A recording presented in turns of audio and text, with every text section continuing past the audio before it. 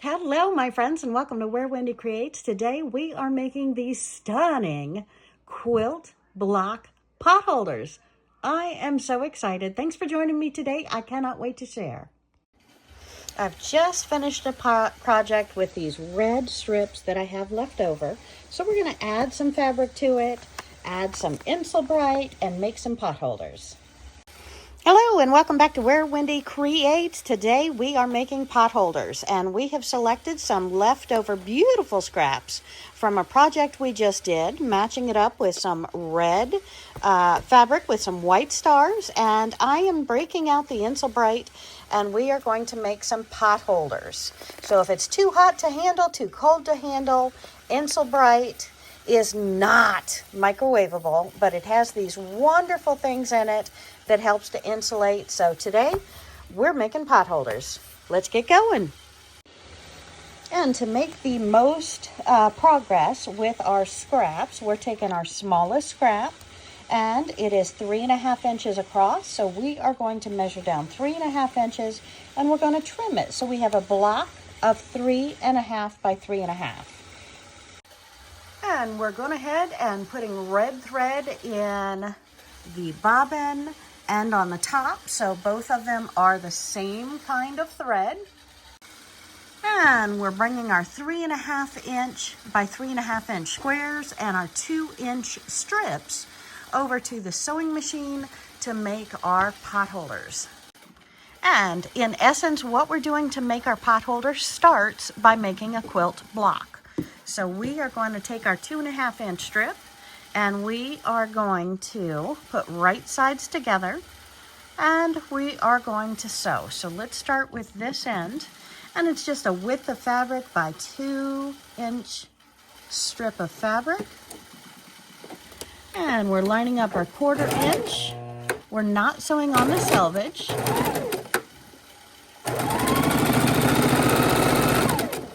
And we're going to make 5 of these potholders at the same time.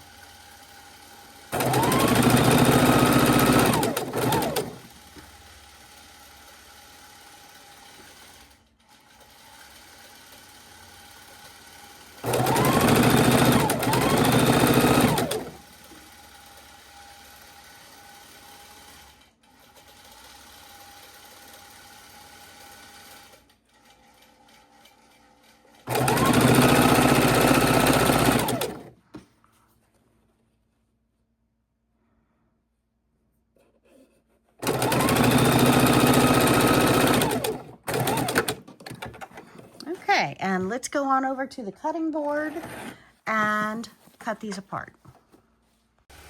And I found another similar color in the scrap, so let's go ahead and make some of these with this and go ahead and turn it into a half log cabin, since we have the pieces that could be a beautiful log cabin. And hey, my friends, it stars. All right, so we're going to trim this off at 4 inches. And then we're going to trim it in half at the 2 inches, bring it back to the sewing table.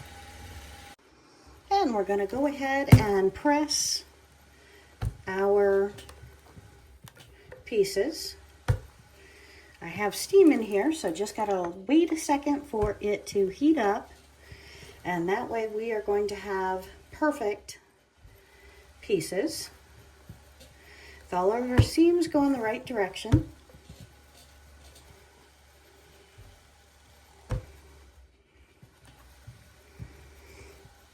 And I just grab them, put the iron down, and flip them over.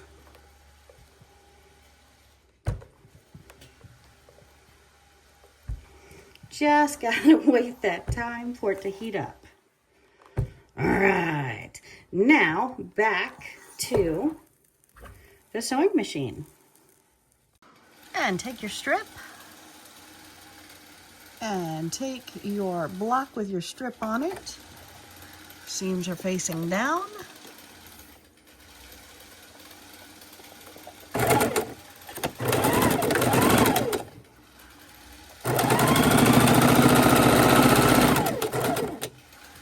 And we're going to take our next block and do the same. Same order, same direction.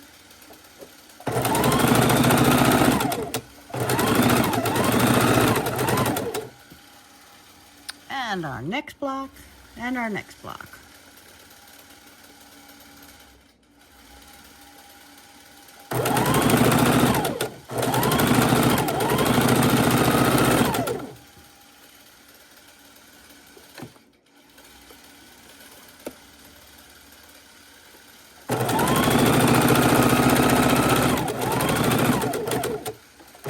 And back to the cutting board and back to the iron.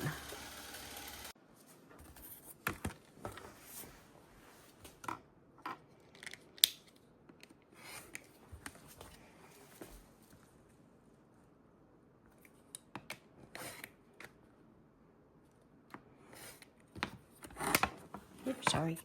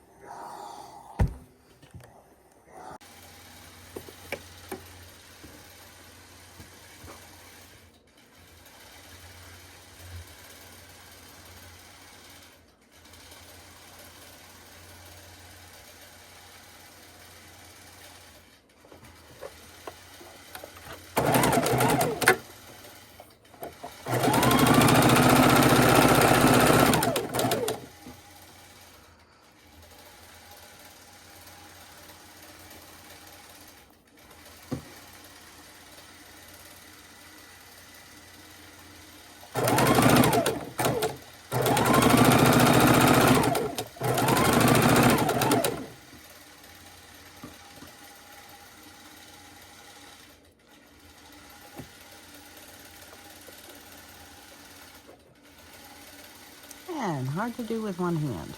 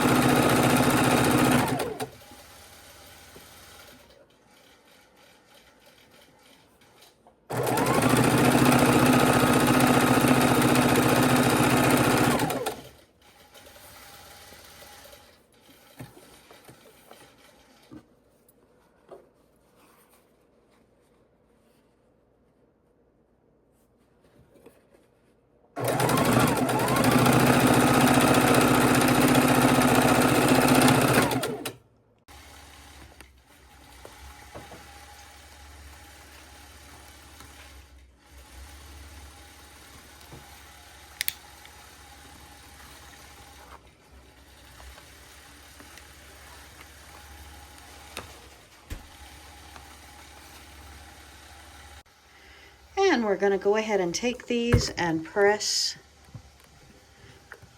these just like we have each and every other step.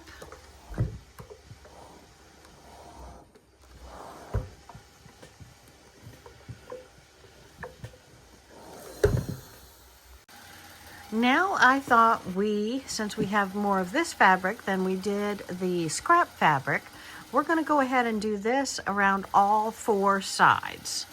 So let's go ahead and start on our first side.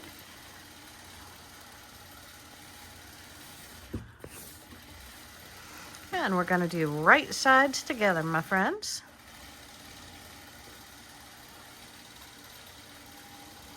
And we're going to have it start below the selvage.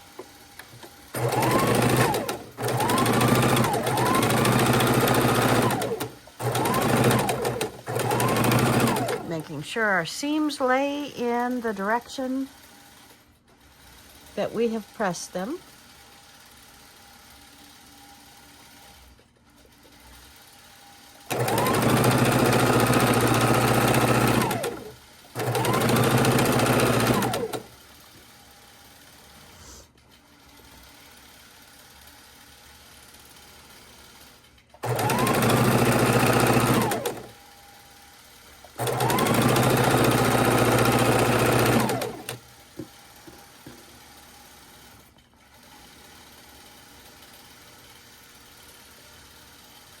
And the stitching that you're hearing, my friends, is the long arm.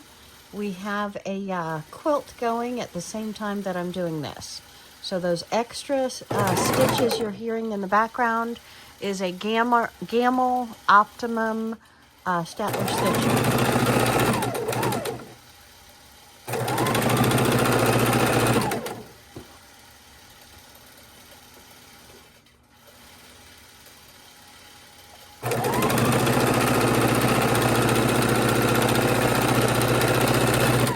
All right.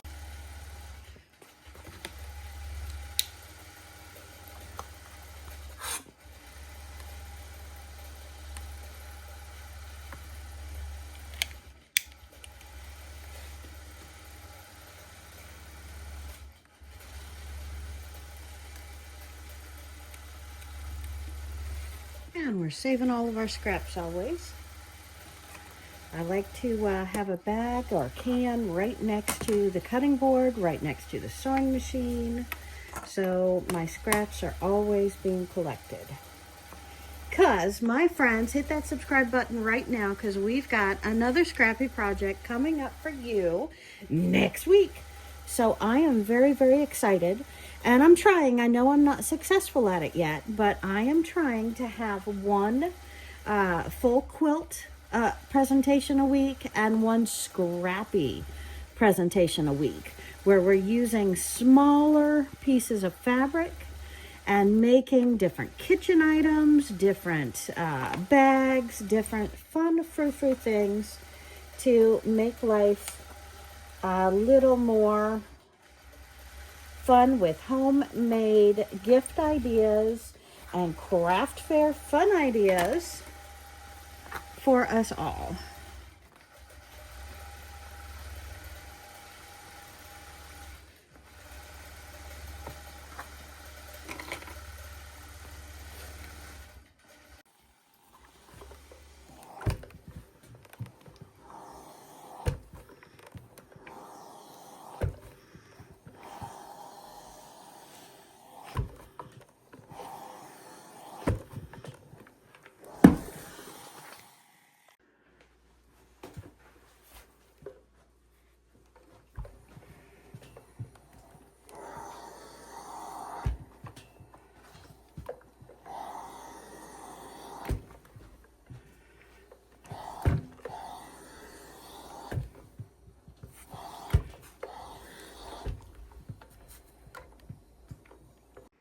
And we have made our final round, and now we are trimming, pressing, and going to grab the batting to go inside of our pot holders and put the back on. So it is getting exciting around here, my friends. And if you haven't already, I would love if you gave me a thumbs up. Those likes really mean a lot. And I get excited when I see them. So please, please, please give me a thumbs up. And if you haven't already, I would love if you join me for all of my future videos. So hit that subscribe button, and that way we can be together on our next great projects. And what are we going to do next? Well, we're definitely going to do another quilt. What would you like to see me do? If I know how to do it, I will definitely do it. And I love a challenge, so let me know your thoughts in the comments. And that way, whatever you would like to see is important. All right, and then we're going to get the big ruler and we're going to square these up properly. But I want to cut apart. And again, I did them in the chain stitching way instead of cutting all the pieces to shape to start with. For me, it's faster. You do it your way if you think it is quicker to cut out all the pieces to size. I like to do it this way. And I am so excited. I cannot wait to show you the quilt that I have been working on as well. Again, I'm trying to do one a week. It's really, really hard to get a quilt done a week, but that is my goal. So hold me to it. And let's hit the ironing board. All right, and we have our last strip on our quilt. Excuse me, on our quilt. That's cute. On our pot holder, which is a quilt block, if you will. What a beautiful quilt block that is, too. That would make an adorable quilt with all of the arrows, maybe even on pointing up. I don't know. What do you think? All right, let's get them all pressed here.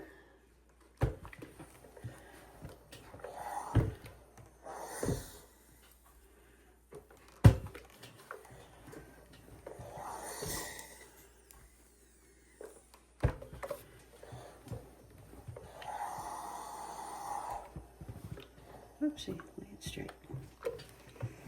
Okay. And now let's grab our batting and cut it to size. And it may be funny to say because I just finished a quilt, but these blocks are 9 1/4 by 9 1/4. So we're going to go ahead and trim them up real quick and then to a perfect 9 1/4, 9 1/4, and we're going to make some backing that's 9 1/4 by 9 1/4, and then we will grab the batting. Okay, we've opened up our Insulbright, and this one is about 21 1/4 by 18 1/2. So we are going to go ahead and get our 9 1/4 by 9 1/4. Looks like we can only get 4 out of this sheet. Okay, and we've trimmed up 9 1/4 by 9 1/4 our Insulbrights. So we are ready to go back to the cutting table. We have these beautiful metal fibers in there that's going to bounce that heat or cold right back to its source, keeping your hands clean from the heat or the cold of the item that you're picking up. And just for fun, I've got out some scrap batting, and we are going to go ahead and cut this as well into the 9 1/4 by 9 1/4 pieces. If it's a little bit larger, a little bit over that, no biggie, because we can easily trim it. So let's see if we can get our 9 1/4 out of here. It laps over. 9 1/4, 9 1/4.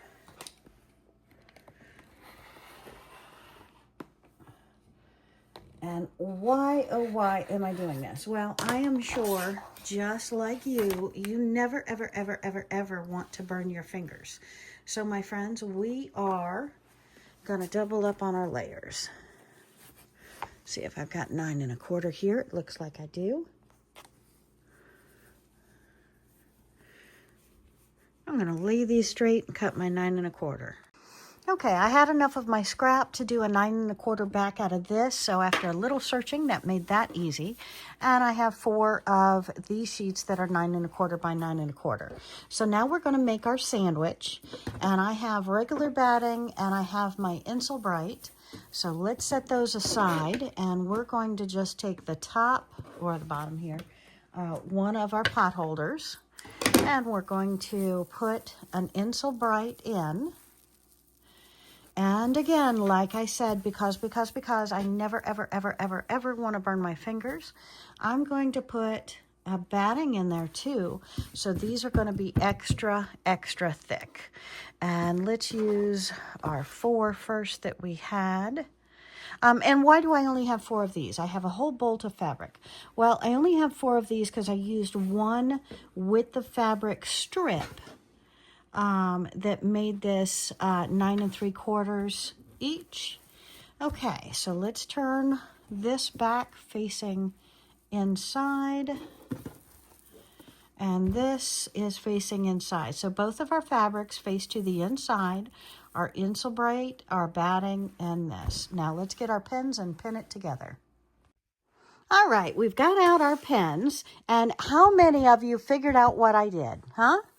I've got the backing face up, I've got the Insel Bright, the batting, and this one face down. Unbelievable. I almost did it, y'all. I almost did it. So take your sandwich apart. Go ahead and put your backing and your top right sides together. And then we're going to put our Insel Bright and we're going to put our batting together here. And now we're going to pin it.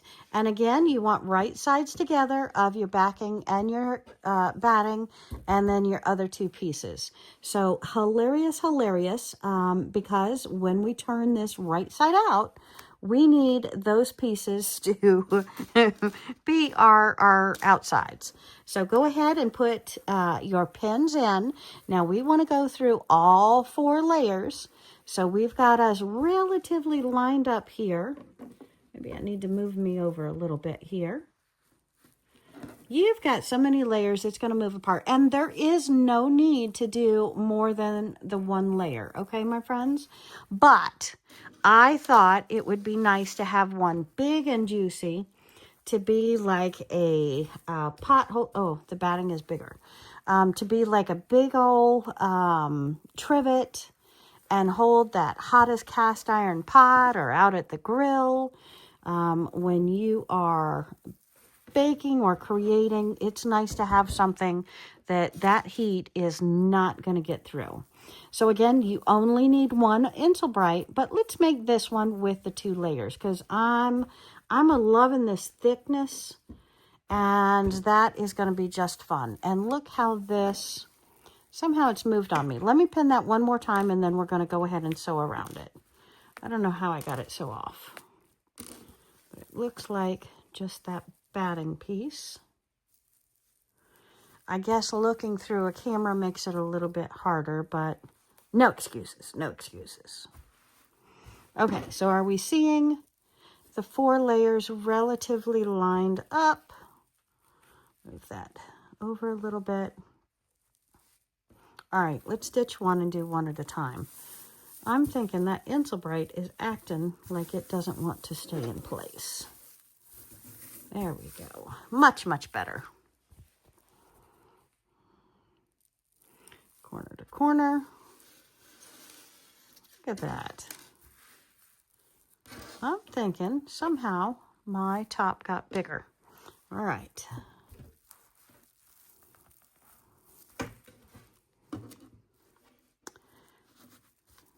And it's always best, my friends, measure twice, cut once. Just like when you're putting the pins in before you start sewing, you want to go ahead and double check, do your quality control, make sure you're on target, your needle is where it's supposed to be, and that you are lined up. Okay, move those pins out of the way. Let's move on over to the sewing machine here, and see if we can go ahead and create our creation.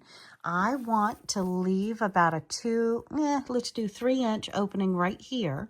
So let's start just below where we're going to have that 3-inch opening, and we're going to go with a fat quarter sewn all the way around. I am starting and stopping with a knot stitch, a lock stitch. All right. And again, we're going over a lot of different layers here.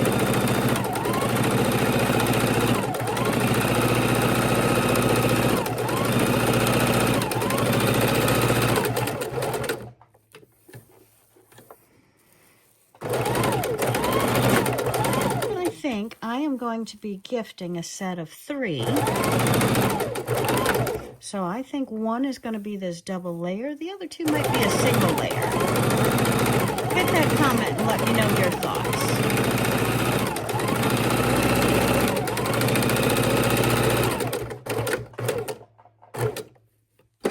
Needle down, foot up, pivot, and this whole side.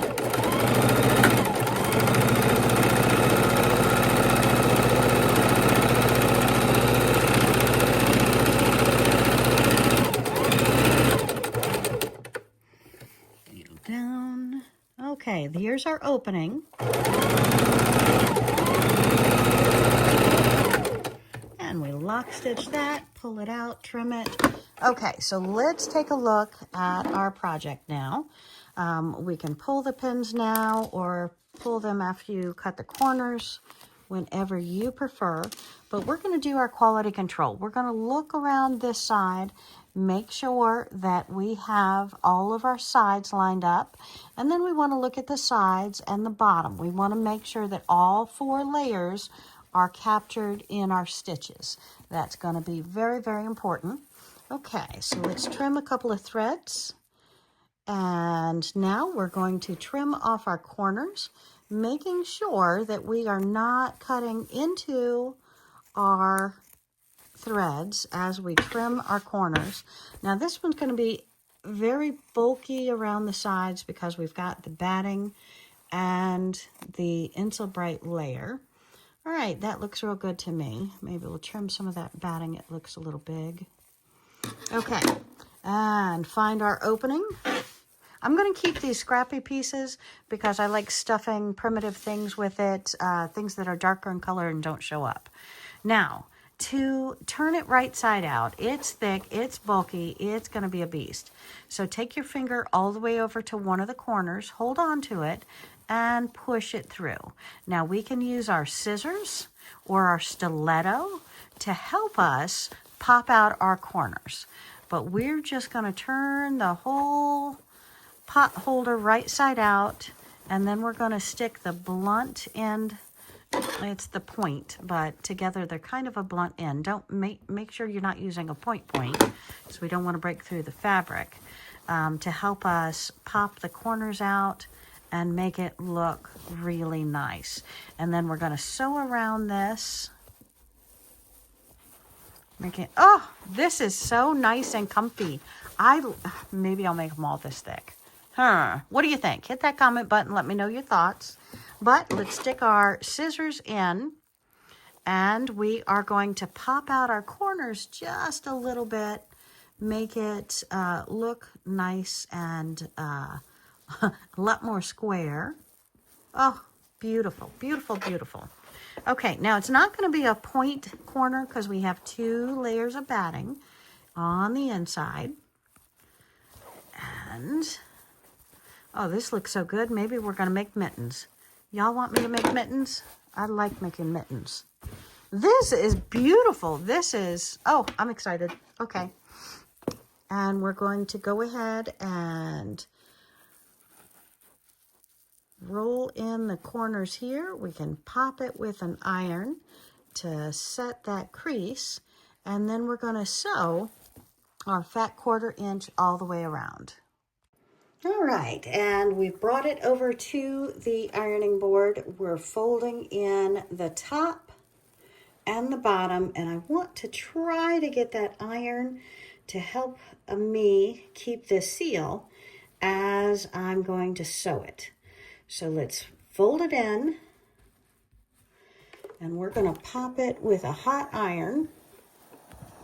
Help make those sides look a little sharper, and fight with this top one just a little bit, because we're going to like to have it held down when we go over to the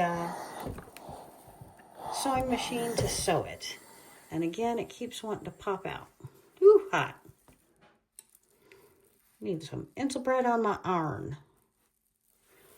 All right. Turn that a little bit more. Roll it, roll it, roll it. All right.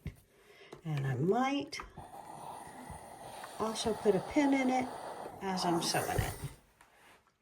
Okay, so we're back at the sewing machine, and that opening, because I have the 2 layers of Insulbread and batting, and they are rolled over, so we're actually, my friends, looking at 4 layers, because they're both rolled over onto themselves, plus the 2 fabrics rolled onto themselves. We're looking at 4, 5, 6, 7, 8 layers.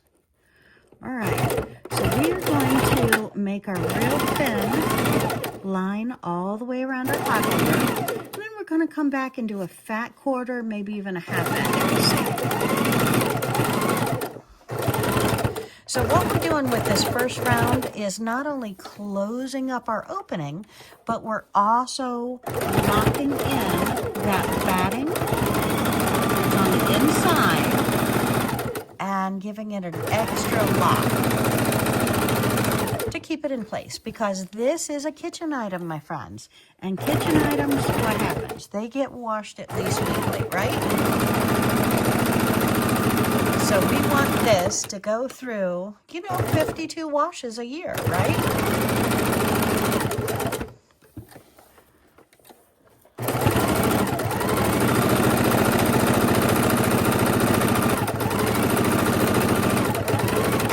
Yes, I know you're asking.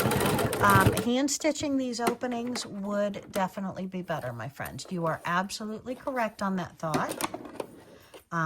But for expediting, and you want to get it done in 10 minutes,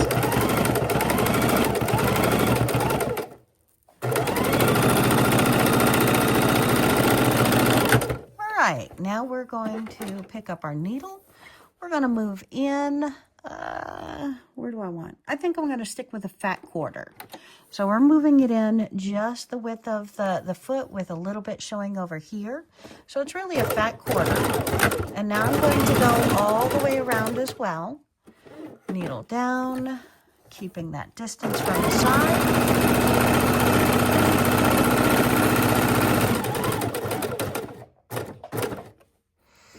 No, the distance doesn't really matter, but it makes it a little bit more professional if you keep it uniform.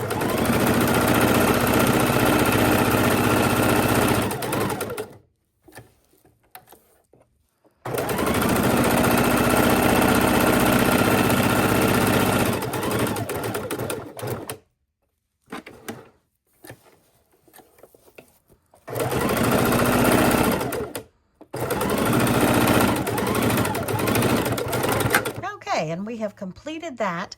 Now, looking at this pattern, you can do a stitch in the ditch, you can do X's across, or you can just go inside of the center piece.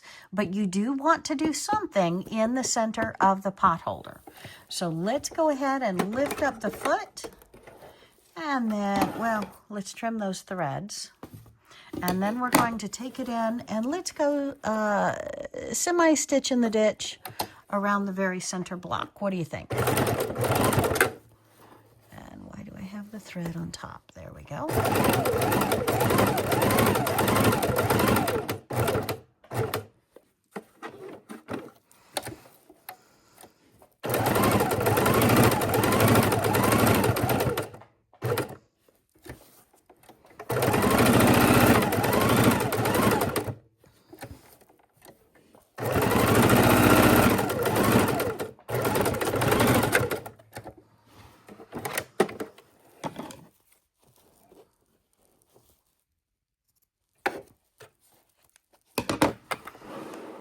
All right, and there we go. We have our pot holder. I've got to trim some threads, and we are looking good. I'm really pleased. You feel it. It's got some bulk to it. You hear the Insulbright in it, so you know it's strong. And again, I want to reiterate, these do not, I repeat, these do not, oops, threw a pin on the floor. These do not go in the microwave because they are not microwave safe, because there are the metallic poly threads inside of the Insulbright, which helps keep the hot hot and the cold cold, and keeps them one direction, so they're not going to go through the pot holder and back towards your skin. So I'm loving the pattern. It's very simple, it's very quick, and I hope you have enjoyed this tutorial, and I am going to go ahead and make the rest. And we have 3 of the others ready to be sewn, pinned, our 2 layers, and our front and our back. And let's go ahead and turn all of these right side out. So we're going to find our opening. We're going to put our fingers in between the 2 fabrics, right sides together. We're going to bring it over to one of the furthest corners. And we're slowly going to pull it through and pop out the other 3 corners as well.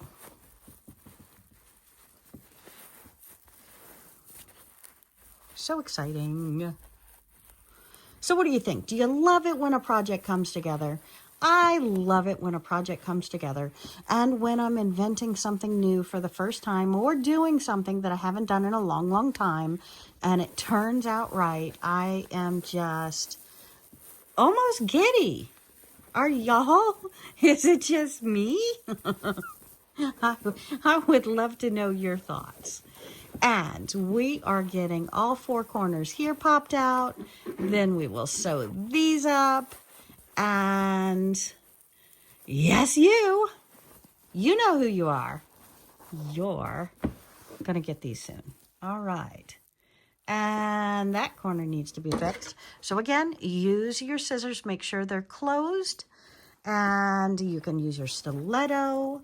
You can use your long tweezers. Whatever you have. Scissors are just always, always, always convenient because they're always right next to the sewing machine. How many pair of scissors do you have next to your sewing machine?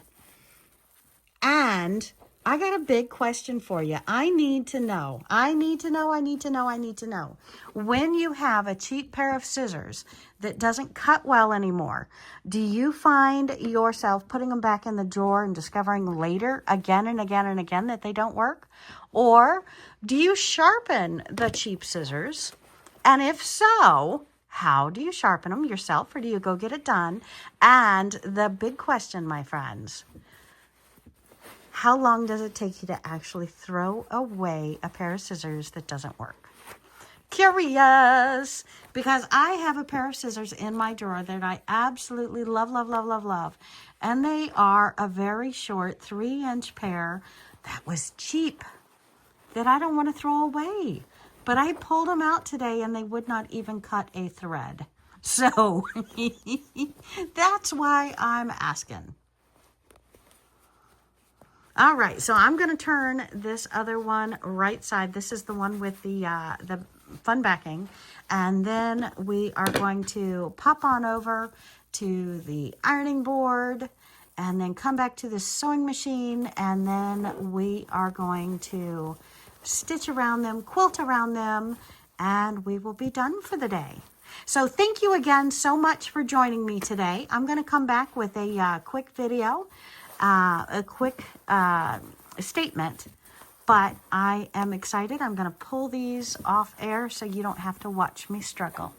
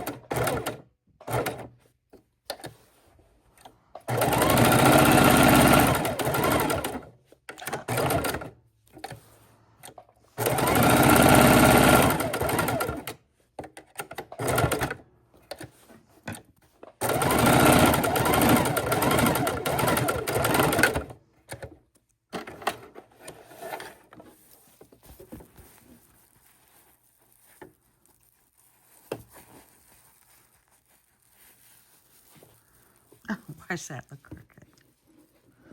Why does that look crooked?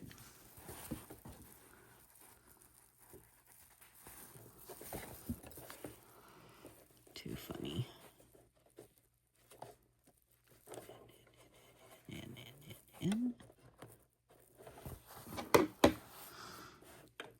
And again, if you don't have a stiletto, scissors do come in very handy.